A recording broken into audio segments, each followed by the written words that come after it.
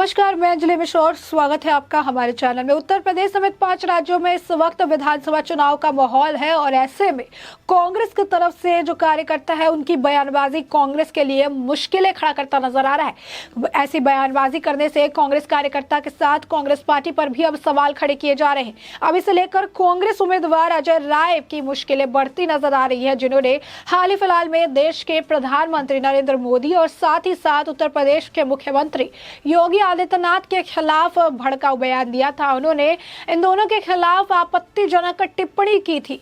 अब इस टिप्पणी को लेकर वो विवादों में तो फंसे ही, साथ ही साथ उनके खिलाफ अब राजद्रोह का मामला भी दर्ज कर लिया गया है। आपको बता दें, अजय राय पहले व्यक्ति नहीं है कांग्रेस की तरफ से, पहले कार्यकर्ता नहीं है जो इस तरीके के बयान दे रहे हैं। कांग्रेस की तरफ से कई सारे जो नेता है इस तरीके के बयान देते नजर आते हैं, जो खास तौर पर उनकी मानसिकता को दर्शाता है।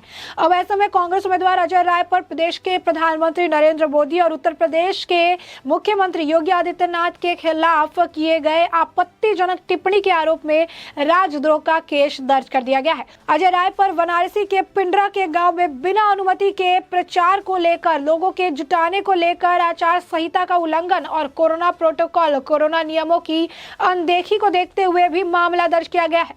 अजय राय पिंडरा से कांग्रेस उम्मीदवार है, तो ऐसे में आप देख सकते हैं कि अजय राय की मुश्किलें लगातार बढ़ रही है, कांग्रेस पार्टी की मुश्किलें लगातार बढ़ी है। पहले विवादित बयान और उसके बाद फिर कोरोना नियमों का अनदेखी करना, कोरोना नियमों का उल्लंघन करना, आचार संहिता का उल्लंघन करना, लोगों को जुटाना और वहां पर चुनाव प्रचार करते नजर आना, जबकि चुनाव आयोग की तरफ से साफ सख्त दिशा निर्देश दिए गए हैं, किसी भी तरीके की कोई फिजिकल रैली नहीं होगी, हर चीज वर्चुअली और डिजिटल माध्यम से किया जाएगा।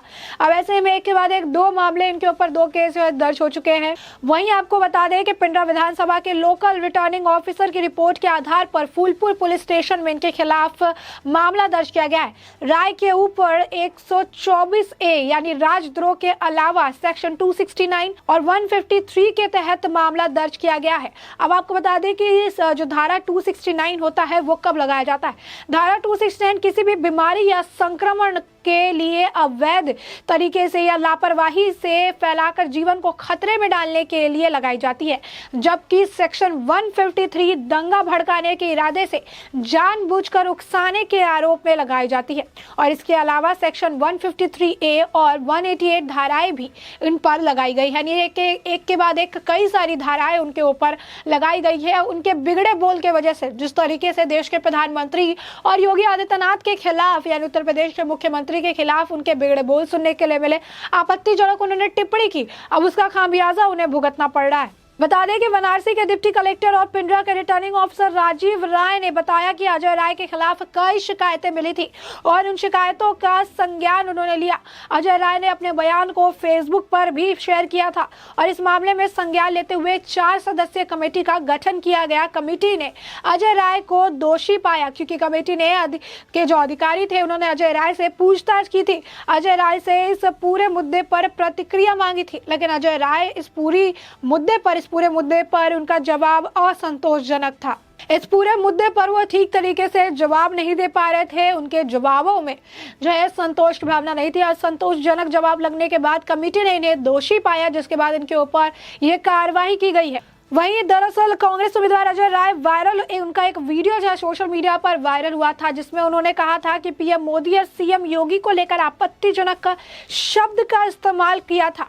उन्होंने कथित तौर पर लोगों से कहा था कि 7 मार्च को चुनाव के दिन नमक तैयार रखने के लिए, क्योंकि उस दिन मोदी और योगी को जमीन में गाड़ देंगे। अजय राय का यह वीडियो वायरल हुआ तो बीजेपी के कार्यकर्ताओं और नेताओं ने इसे लेकर नाराजगी जताई और चुनाव अधिकारी से शिकायत की। चुनाव अधिकारी ने इसकी जांच के लिए 4 सदस्यीय कमेटी का गठन किया था। अब बता दें, इस वायरल हो रहे वीडियो में लगातार लोगों की तरफ से प्रतिक्रिया देखने के लिए मिली थी। लोग इसे लेकर बयानबाजी करते नजर आ रहे थे और बीजेपी ही नहीं, जनता भी सवाल पूछ रही थी कि आखिर कांग्रेस की तरफ से, कांग्रेस के कार्यकर्ताओं की तरफ से इस के बयान क्यों आते हैं, जिसमें देश के प्रधानमंत्री नरेंद्र मोदी और साथ ही साथ उत्तर प्रदेश के मुख्यमंत्री योगी आदित्यनाथ के लिए इस तरीके से आपत्तिजनक टिप्पणी की जाती है, मारने की धमकी दी जाती है और लोगों के सामने भड़काने का काम किया जाता है। अब ऐसे में कई सारे जो आपको बता दें कि टिप्पणियां की गई। अनुजा कपूर है, उन्होंने उस वीडियो को साझा किया था जहां पर ये योगी आदित्यनाथ और देश के प्रधानमंत्री के खिलाफ बोलते नजर आए थे। ये बीजेपी की प्रवक्ता है और उन्होंने लिखा था कि यशस्वी प्रधानमंत्री और उत्तर प्रदेश के मुख्यमंत्री के विरोध ऐसी भाषा चुनावी मंचों में अशोभनीय है। यह आदमी पूर्व विधायक पिंडरा वाराणसी और कांग्रेस प्रत्याशी पिंडरा अजय राय है। चुनाव आयोग इस पर संज्ञान ले। यही नहीं, आपको बता दें कि इसे लेकर अशोक बाजपाई जो बीजेपी सांसद है, उन्होंने भी टिप्पणी की थी। उन्होंने कहा था कि अजय राय का बयान विपक्ष की मानसिकता को दर्शाता है कि विपक्ष किस तरीके की सोच रखता है देश के प्रधानमंत्री नरेंद्र मोदी के लिए। वही नहीं, इसे लेकर हरिओम पांडे ने भी ट्वीट किया था। उन्होंने भी इस वीडियो को साझा किया जिसमें अजय राय बिगड़े बोल सुनाई दे रहे हैं, आपत्तिजनक टिप्पणी करते नजर आ रहे हैं। इसे साझा करते हुए उन्होंने लिखा था कि कांग्रेस नेता अजय राय के बिगड़े बोल हार से डर रहे हैं या खुल गई इनकी सारी पोल।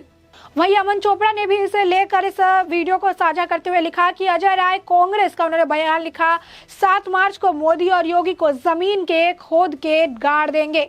नरेंद्र मोदी, यह चुनाव हिस्ट्री शीटर को बाहर रखने और नई हिस्ट्री बनाने का है। कांग्रेस नेता नाना पटोले ने भी कहा था, मैं मोदी को मार सकता हूं। और उसके बाद उन्होंने लिखा कि पंजाब में पीएम की जान भी बची थी। यानी साफ तौर पर बताया कि किस तरीके से कांग्रेस के नेता, कांग्रेस के कार्यकर्ता इन तरीके के शब्दों का इस्तेमाल करते हैं कि नरेंद्र मोदी को जमीन में गाड़ देंगे और साथ ही साथ मैं मोदी को मार सकता हूं। ये कांग्रेस नेता नाना पटोले ने कहा था। इसे लेकर भी काफी ज्यादा विवाद हुआ था, प्रदर्शन देखने के लिए भी मिला था इसे लेकर बीजेपी कार्यकर्ताओं की तरफ से, और एक के बाद एक इस तरीके की टिप्पणी, इस तरीके के बयान देखने के लिए मिल रहा है। इसे लेकर आपको बता दें कि वरिष्ठ पत्रकार अशोक श्रीवास्तव ने भी ट्वीट किया। उन्होंने लिखा है, वाराणसी 2014 लोकसभा चुनाव, नरेंद्र मोदी 5,81,000 वोट, अजय राय 75,000 वोट। जो खुद गड्ढे में गिरे पड़े हैं वो मोदी योगी को गाड़ने की धमकियां दे रहे हैं। वहीं उनकी इस टिप्पणी को लेकर, अजय राय की इस टिप्पणी को लेकर केंद्रीय मंत्री अनुराग ठाकुर ने भी टिप्पणी की और उन्होंने लिखा कि लोग इस तरीके के बयान दे रहे हैं घबराकर। कांग्रेस ने, अब कांग्रेस इस लेवल पर गिर चुकी है कि कांग्रेस के जो नेता है, कार्यकर्ता है, वो इस तरीके के बयान दे रहे हैं। उन्होंने कहा कि हमने चुनाव आयोग को उनके खिलाफ एक पत्र भी लिखा है और कहा है कि उनके खिलाफ ये लोग क्रिमिनल्स हैं और इनके खिलाफ जल्द से जल्द संज्ञान लिया जाए। वहीं शहजाद पुनेवाला ने भी इस वीडियो को साझा करते हुए ट्वीट लिखा। उन्होंने लिखा है कि कांग्रेस के लीडर अजय राय जो है वाराणसी से, उन्होंने बयान दिया कि नमक तैयार रखना, 7 मार्च को देश के प्रधानमंत्री नरेंद्र मोदी और योगी को मतलब एक ही जमीन पर गाड़ देंगे। इससे पहले उन्होंने कहा कि नाना पटोले ने भी कहा था कि मैं मोदी को मार सकता हूं। और उन्होंने कहा कि पंजाब में भी हमने देखा कि किस तरीके से देश के प्रधानमंत्री की सिक्योरिटी में बड़ी चूक जो है देखने के लिए मिली, खूनी साजिश किस तरीके से रची गई। फिर उन्होंने आखिर में एक क्वेश्चन जो है वो साझा किया। उन्होंने लिखा कि ये क्या संयोग है या फिर एक प्रयोग है, और ऐसे में इस क्वेश्चन के साथ उन्होंने इसे एंड कर दिया। वहीं आपको बता दें कि बीजेपी के नेताओं ने इसे लेकर नाराजगी जताई है और चुनाव आयोग के चुनाव अधिकारी से इस पर शिकायत की थी। चुनाव अधिकारी ने इससे पूरे मामले की जांच को लेकर 4 सदस्यीय कमेटी का गठन किया और अजय राय ने इस मसले पर सफाई भी दी। जब उन्होंने देखा कि इस मसले पर काफी ज्यादा विवाद हो रहा है, ये मसला काफी ज्यादा बढ़ते नजर आ रहा है और इसी वजह से इस पूरे मामले से कटने के लिए उनकी सफाई भी देते हुए नजर आए, जैसे कि नाना पटोले ने दिया था। सेम यही जो पैटर्न है ये कांग्रेस के कार्यकर्ता और नेता अपनाते नजर आते हैं। पहले विवादास्पद बयान देते हैं, पहले आपत्तिजनक टिप्पणी करते हैं और उसके बाद उन मामलों पर सफाई देते नजर आते हैं। नाना पटोले ने जब कहा था कि मैं मोदी को मार सकता हूं, उसके बाद उनकी सफाई आई क्योंकि उसे लेकर लगातार विरोध प्रदर्शन देखने के लिए मिला।